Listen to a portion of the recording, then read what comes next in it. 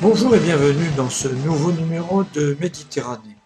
Tout de suite, nous retrouvons Jean-François Coustillère à qui nous posons la question suivante. Est-ce que la baisse économique et la montée islamique dans des pays comme la Tunisie et l'Algérie n'imposent pas à la France d'intervenir, non militairement bien entendu? Cet islamisme qu'on peut appeler le radicalisme puise ses sources dans le mal-être de ces populations.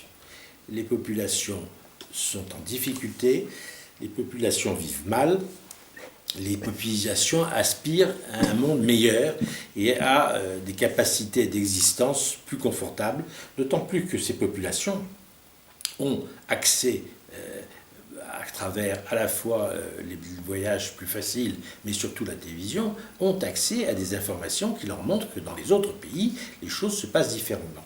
Donc, le radicalisme, ça naît en grande partie du rejet des dirigeants qui n'ont pas été capables de donner à leur pays les capacités économiques d'une vie convenable pour leur population.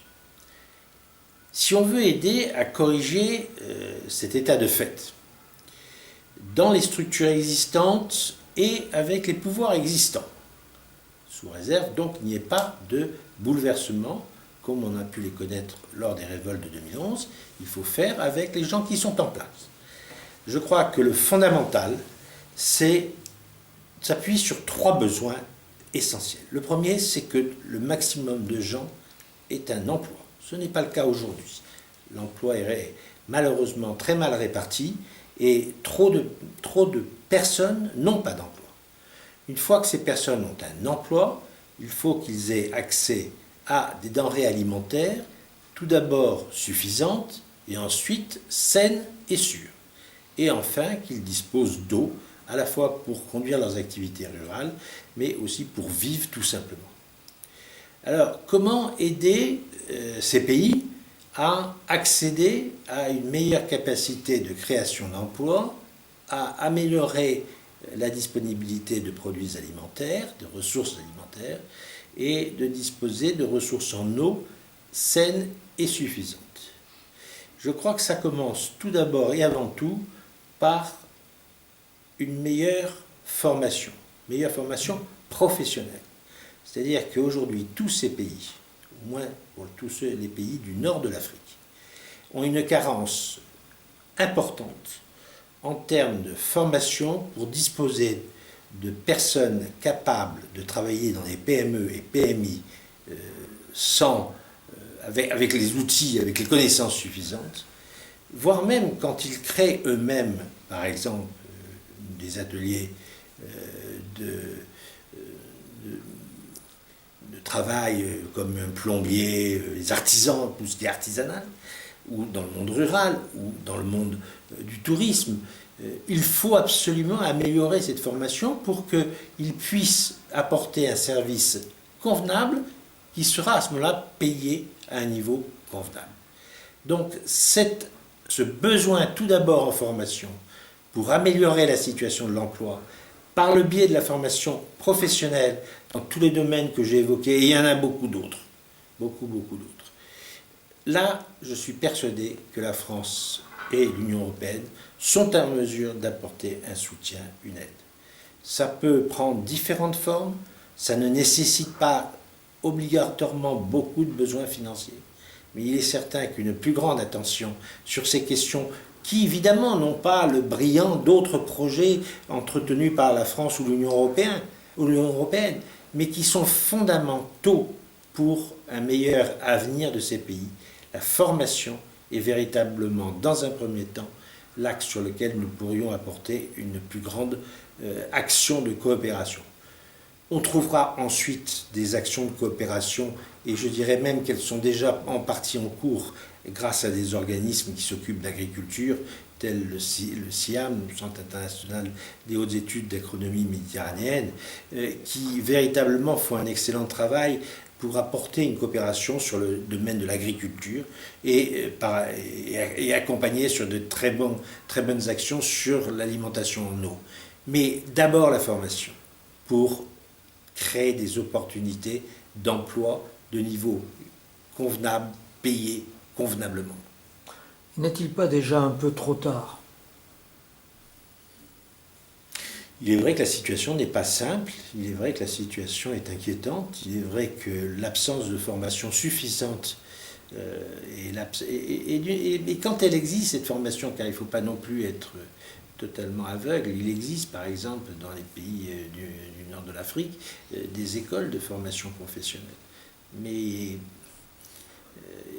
les sociétés ne sont pas toujours organisées pour faciliter la création de petites entreprises par les gens qui sortent de ces écoles. Et quant aux patrons, ils préfèrent recruter des gens qui ne connaissent rien et dont ils prétendent pouvoir les former sur le tas que d'employer, en les payant plus convenablement, des gens qui sortent d'écoles, qui offrent pourtant des produits de formation intéressants. Donc effectivement, il y a aujourd'hui déjà un retard considérable qui est pris. Je crois que si on y met les moyens, on doit être en coopération avec ces pays, parce qu'il faut savoir ce qu'ils attendent très exactement comme domaine à privilégier. Je crois que même si effectivement il y a du retard, il est indispensable de s'engager dans cette voie.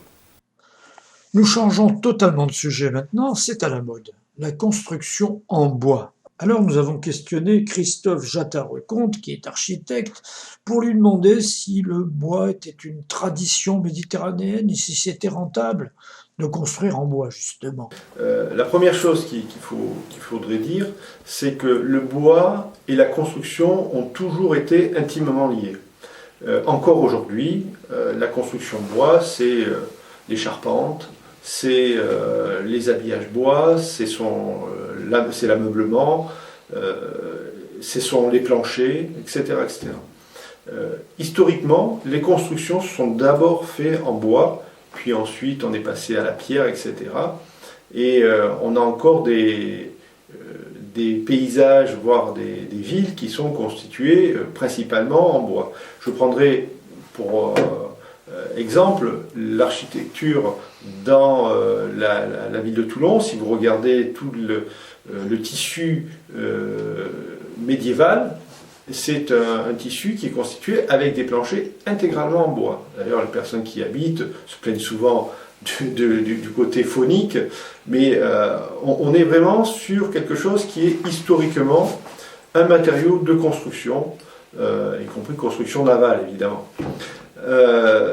Est-ce que, par contre, le développement du bois dans notre département, est-ce que c'est intéressant? Oui, bien sûr. La première chose, il faut comprendre que le bois, c'est une matière première renouvelable. C'est une matière qui, sur une centaine d'années, est renouvelable. Alors, bien sûr, et là, c'est très important, il faut utiliser des bois issus de filières durables, alors souvent étiquetés soit FSC, soit PEFC, qui sont des labels internationaux qui permettent de reconnaître des bois issus de filières durables, qui permettent de créer dans une économie circulaire, voire une économie circulaire de proximité, de la biomasse, c'est-à-dire d'emmagasiner du CO2 et de le compacter, si vous voulez, à l'intérieur du bois et de pouvoir réutiliser ce bois à plusieurs fins, y compris s'il y a de la déconstruction. Le coût, vous avez posé la question du coût de la construction bois. C'est un coût qui est souvent plus modeste, mais s'entend plus modeste dès lors que c'est un bois issu de l'industrialisation. Alors, l'économie d'énergie, aujourd'hui, le bois est une source, je dirais, là aussi, pour la biomasse renouvelable. C'est pour ça qu'aujourd'hui, on a des granules bois, on fait des chaudières bois, et il y a une filière bois qui se développe dans notre département et qu'il faut absolument soutenir. Ne quittons pas la construction en bois. Il est intéressant de savoir ce qu'en pense Marcel Barbero, notre écologiste, qui lui est un peu plus nuancé. Je voudrais dire que ce département est particulièrement riche. Il a un parc national. Il a, à travers le Verdon, un parc naturel régional. Il a peut-être demain le parc naturel régional de la Sainte-Baume. Il a de très nombreux sites Natura 2000, donc le choix que vous me posez est un choix douloureux. Il a de nombreux sites classés. Le choix que vous me posez est un peu douloureux parce que ces sites-là ont une valeur symbolique très forte en termes de biodiversité. Et le bois, c'est aussi, il ne faut pas l'oublier, le paysage. Le bois, c'est aussi un stock de carbone, un piège de gaz carbonique. Donc, à l'heure actuelle, si vous voulez, il y a, c'est vrai, un projet qui a démarré, qui se situe sur la commune de Brignoles, qui a été validé par la commission de régulation de l'énergie et qui fait l'objet de la mise en place de la fameuse centrale Innova qui va produire l'équivalent en électricité aller de l'intercommunalité de canton de Provence, c'est-à-dire ce n'est pas grand-chose par rapport à d'autres sources d'énergie, peut-être plus performantes en matière de développement durable.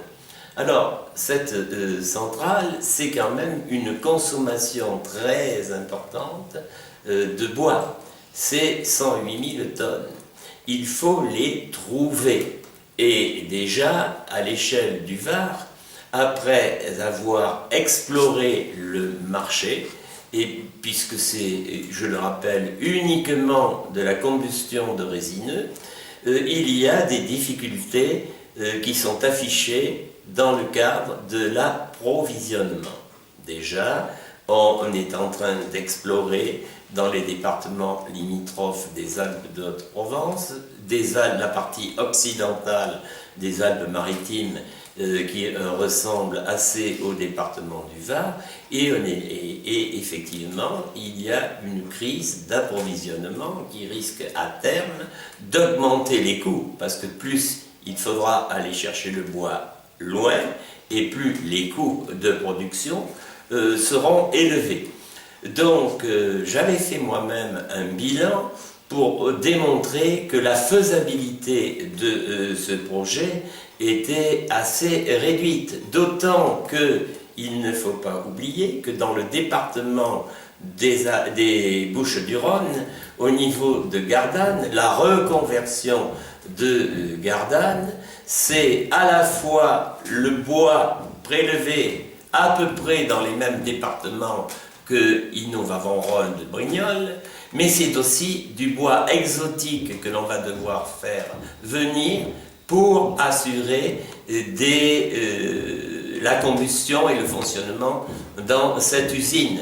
Donc, et puis, il y a aussi le problème du traitement des fumées. D'accord, on met en place des filtres très efficients en matière de poussière, mais il n'en reste pas moins qu'il reste des problèmes de nanoparticules, de nanotoxines qui peuvent avoir des effets sur la santé humaine. Donc je suis pour ma part réservé sur l'utilisation du bois dans ce genre d'opération qui est prise au titre du développement durable.